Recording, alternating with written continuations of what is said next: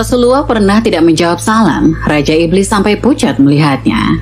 Allah Subhanahu wa Ta'ala telah memerintahkan seorang malaikat menemui Iblis supaya dia menghadap Rasulullah Shallallahu Alaihi Wasallam untuk memberitahu segala rahasianya, baik yang disukai maupun yang dibencinya. Hikmatnya adalah untuk meninggikan derajat Nabi Muhammad Shallallahu Alaihi Wasallam dan juga sebagai peringatan dan perisai kepada umat manusia. Maka malaikat itu pun berjumpa Iblis dan berkata, "Hai Iblis, bahwa Allah yang maha mulia dan maha besar memberi perintah untuk menghadap Rasulullah Shallallahu Alaihi Wasallam. Hendaklah engkau buka segala rahasiamu dan apapun yang ditanya Rasulullah harus engkau jawab dengan sebenar-benarnya. Jika engkau berdusta walau satu kata pun, niscaya akan terputus semua anggota badanmu, uratmu, serta disiksa dengan siksaan sangat keras." Mendengar ucapan malaikat yang dahsyat itu, Iblis sangat ketakutan. Maka segeralah dia menghadap Rasulullah Shallallahu Alaihi Wasallam dengan menyamar sebagai seorang tua yang buta sebelah matanya dan berjanggut putih 10 lembar, panjangnya seperti ekor sapi. Iblis pun memberi salam sehingga 3 kali tidak juga dijawab oleh Rasulullah Shallallahu Alaihi Wasallam. Maka sambut Iblis alaihi laknat, "Ya Rasulullah, mengapa engkau tidak menjawab salamku? Bukankah salam itu sangat mulia di sisi Allah?" Maka jawab Nabi dengan marah, "Hai Adullah seteru Allah, kepadaku engkau menunjukkan kebaikanmu. Janganlah engkau mencoba menipuku sebagaimana kau tipu Nabi Adam alaihi salam sehingga keluar dari surga. Habil mati teraniaya dibunuh Qabil karena hasutanmu. Ayub engkau tiup dengan asap beracun ketika dia sujud sholat sampai dia sengsara beberapa lama. Kisah Nabi Daud dengan perempuan Uria. Sulaiman meninggalkan kerajaannya karena engkau menyamar sebagai istrinya, dan begitu juga beberapa anbiya dan pendeta yang telah menanggung sengsara akibat hasutanmu. Hai Iblis, sebenarnya salam itu sangat mulia di sisi Allah Azza wa Jalla. Cuma salammu saja aku tidak hendak menjawabnya karena diharamkan Allah. Maka aku kenal baik-baik engkau lah Iblis, raja segala iblis, setan dan jin yang menyamar diri. Apakah hendakmu datang menemuiku? Ya Nabi Allah, janganlah engkau marah. Karena kau adalah Hatamul Anbiya, maka dapat mengenaliku. Kedatanganku adalah diperintah Allah untuk memberitahu segala tipu dayaku terhadap umatmu dari zaman Nabi Adam sampai akhir zaman. Ya Nabi Allah, setiap apa yang engkau tanyakan, aku siap menerangkan satu persatu dengan sebenarnya, tiadalah aku berani menyembunyikannya."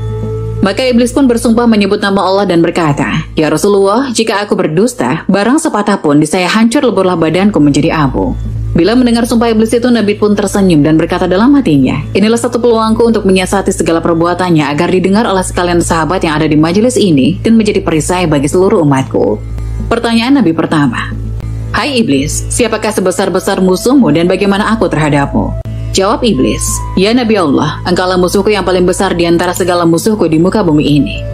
Maka Nabi pun memandang muka Iblis dan Iblis pun menggeletar karena ketakutan. Sambung Iblis, "Ya Hatamul Anbiya, adapun aku dapat merubah diriku seperti sekalian manusia, binatang dan lain-lain hingga rupa dan suara pun tidak berbeda. Kecuali dirimu saja yang tidak dapat aku tiru karena dicegah oleh Allah. Kiranya aku menyerupai dirimu, maka terbakarlah diriku menjadi abu. Aku cabut iktikat atau niat anak Adam supaya menjadi kafir karena engkau berusaha memberi nasihat dan pengajaran agar mereka kuat untuk memeluk agama Islam. Begitu jugalah aku berusaha menarik mereka ke kafir, murtad atau munafik. Aku akan menarik seluruh umat Islam dari jalan benar menuju jalan yang sesat supaya masuk ke dalam neraka dan kekal di dalamnya bersamaku." Pertanyaan Nabi kedua, "Hai Iblis, bagaimana perbuatanmu kepada makhluk Allah?" Iblis menjawab, "Adalah satu kemajuan bagi perempuan yang merenggangkan kedua pahanya kepada lelaki yang bukan suaminya, setengahnya sampai mengeluarkan benih yang salah sifatnya. Aku goda semua manusia supaya meninggalkan sholat, terbuai dengan makan minum, berbuat durhaka.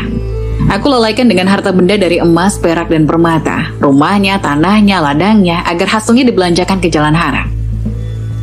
Demikian juga ketika pesta yang bercampur antara pria dan perempuan, di sana aku lepaskan sebesar-besar godaan untuk hilang peraturan dan minum arak. Bila terminum arak itu, maka hilanglah akal, pikiran, dan malunya. Lalu aku ulurkan tali cinta dan terbukalah beberapa pintu maksiat yang besar. Datang perasaan hasad dengki sampai ke pekerjaan zina. Bila terjadi kasih antara mereka, terpaksalah mereka mencari uang hingga menjadi penipu, peminjam, dan pencuri. Bila mereka teringat akan salah, mereka lalu ingin bertobat atau berbuat amal ibadah, aku akan rayu mereka agar mereka menangguhkannya. Bertambah keras aku goda agar menambahkan maksiat dan mengambil istri orang. Kapan kena goda hatinya, datanglah rasa ria, takabur, megah, sombong, dan melengahkan amalnya. Kapan pada lidahnya mereka akan gemar berdusta, mencelah, dan mengumpat. Demikianlah aku goda mereka setiap saat. Pertanyaan Nabi ketiga. Hai iblis, mengapa engkau bersusah payah melakukan pekerjaan yang tidak bermanfaat, bahkan menambahkan laknat yang besar dan siksa yang besar di neraka yang paling bawah? Hai yang dikutuk Allah, siapa yang menjadikanmu, siapa yang melanjutkan usiamu, siapa yang menjelaskan matamu, siapa yang memberi pendengaranmu, siapa yang memberi kekuatan anggota badanmu? Iblis menjawab, semuanya itu adalah anugerah dari Allah yang maha besar juga, tetapi hawa nafsu dan takabur membuatku menjadi jahat sebesar-besarnya. Engkau lebih tahu bahwa diriku telah beribu-ribu tahun menjadi ketua, seluruh malaikat dan pangkatku telah dinaikkan dari satu langit ke satu langit yang tinggi. Kemudian aku tinggal di dunia ini beribadat bersama sekalian malaikat beberapa waktu lamanya. Tiba-tiba datang firman Allah Subhanahu wa Ta'ala hendak menjadikan seorang khalifah di dunia ini. Maka aku pun membantah. Lalu Allah menciptakan pria, yaitu Adam. Lalu dititahkan seluruh malaikat memberi hormat kepada pria itu, kecuali aku yang ingkar. Oleh karena itu Allah murka kepadaku, dan wajahku yang tampan rupawan dan bercahaya itu berubah menjadi keji dan gelap. Aku merasa sakit hati. Kemudian Allah menjadikan Adam raja di surga dan dikaruniakan seorang permaisuri, Siti Hawa, yang memerintahkan seluruh bidadari. Aku bertambah dengki dan dendam kepada mereka. Akhirnya aku berhasil menipu mereka melalui Siti Hawa, yang menyuruh Adam memakan buah huldi. Lalu keduanya diusir dari surga ke dunia. Keduanya berpisah beberapa tahun dan kemudian dipertemukan Allah di Arafah. Sampai mereka mendapatkan beberapa orang anak. Kemudian kami hasut anaknya Qabil untuk membunuh saudaranya Habil. Itu pun aku masih tidak puas hati dan berbagai tipu daya akan aku lakukan hingga hari kiamat. Sebelum aku lahir ke dunia, aku beserta bala tentaraku dengan mudah dapat naik ke langit untuk mencuri segala rahasia serta tulisan yang menyuruh manusia berbuat ibadat, serta balasan pahala dan surga mereka. Kemudian aku turun ke dunia dan memberitahu manusia yang lain daripada apa yang sebenarnya aku dapatkan, dengan berbagai tipu daya hingga tersesat dengan berbagai kitab bid'ah dan carut marut. Tetapi ketika kamu lahir ke dunia ini, maka aku tidak diizinkan oleh Allah untuk naik ke langit dan mencuri rahasia. Karena banyak malaikat yang menjaga di setiap lapisan pintu langit. Jika aku bersikeras juga ingin naik, maka malaikat akan melontarkan panah dari api yang menyala. Sudah banyak bala tentaraku yang terkena lontaran malaikat itu, dan semuanya terbakar menjadi abu. Maka besarlah kesusahanku dan bala tentaraku untuk menjalankan tugas menghasut. Pertanyaan Nabi keempat. Hai iblis, apakah yang pertama engkau tipu dari manusia? Jawab iblis. Pertama sekali, aku palingkan iktikat atau niatnya. Imannya kepada kafir juga ada dari segi perbuatan, kata, perilaku, atau hatinya. Jika tidak berhasil juga, aku akan tarik dengan cara mengurangi pahala. Lama-kelamaan mereka akan terjerumus mengikuti kemauan jalanku. Pertanyaan Nabi kelima. Hai iblis, jika umatku sholat karena Allah, bagaimana keadaanmu? Jawab iblis. Sebesar-besarnya kesusahanku, gemetarlah badanku, dan lemah tulang sendiku. Maka aku kerahkan berpuluh-puluh iblis datang menggoda seorang manusia pada setiap anggota badannya. Setengah-setengahnya datang pada setiap anggota badannya supaya malas sholat, was-was, lupa bilangan rakaat, khawatir pada pekerjaan dunia yang ditinggalkannya, selalu ingin cepat habis sholatnya, hilang khusyuknya, matanya selalu menjeling ke kiri kanan, telinganya senantiasa mendengar orang bicara dan suara bunyi yang lain. Setelah iblis duduk di belakang badan orang yang sholat itu agar dia tidak kuasa sujud berlama-lama, penat atau duduk tahiyat, dan dalam hatinya senantiasa ingin cepat habis sholatnya. Itu semua menyebabkan kurangnya pahala. Jika para iblis itu tidak dapat menggoda manusia itu, maka aku sendiri akan menghukum mereka dengan seberat-beratnya hukuman.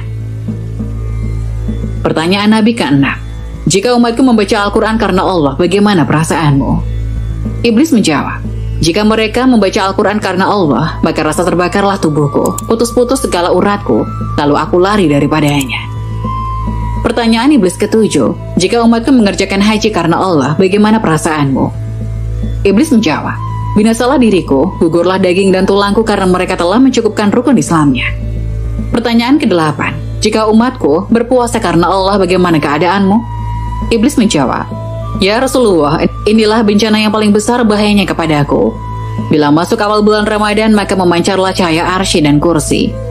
Bahkan seluruh malaikat menyambut dengan sukacita. Bagi orang yang berpuasa, Allah akan mengampuni segala dosa yang lalu dan digantikan dengan pahala yang sangat besar dan tidak dicatat dosanya selama dia berpuasa. Yang menghancurkan hatiku adalah segala isi langit dan bumi, yakni malaikat, bulan, bintang, burung, dan ikan-ikan. Semuanya siang malam mendoakan ampunan untuk orang yang berpuasa. Satu lagi kemuliaan orang berpuasa adalah dimerdekakan pada setiap waktu dari siksaan neraka. Bahkan semua pintu neraka ditutup sementara semua pintu surga dibuka seluas-luasnya, serta dihembuskan angin dari bawah Arasy yang bernama angin Syiro yang sangat lembut ke dalam surga. Pada hari umatmu mulai berpuasa, dengan perintah Allah datanglah sekalian malaikat dengan garangnya menangkapku dan tentaraku, jin, setan, dan ifrit. Lalu dipasung kaki dan tangannya dengan besi panas dan dirantai dan dimasukkan ke bawah bumi yang sangat dalam. Di sana pula beberapa asep yang lain telah menunggu kami. Setelah habis umatmu berpuasa, barulah aku dilepaskan dengan perintah agar tidak mengganggu umatmu. Umatmu sendiri telah merasa ketenangan berpuasa sebagaimana mereka bekerja dan bersahur seorang diri di tengah malam, tanpa rasa takut dibandingkan bulan biasa. Pertanyaan Nabi ke-9. Hai Iblis, bagaimana seluruh sahabatku menurutmu? Jawab Iblis, seluruh sahabatku juga adalah sebesar-besar seteruku. Tidak ada upaya aku melawannya dan tidak ada satu tipu daya yang dapat masuk ke mereka, karena engkau sendiri telah berkata,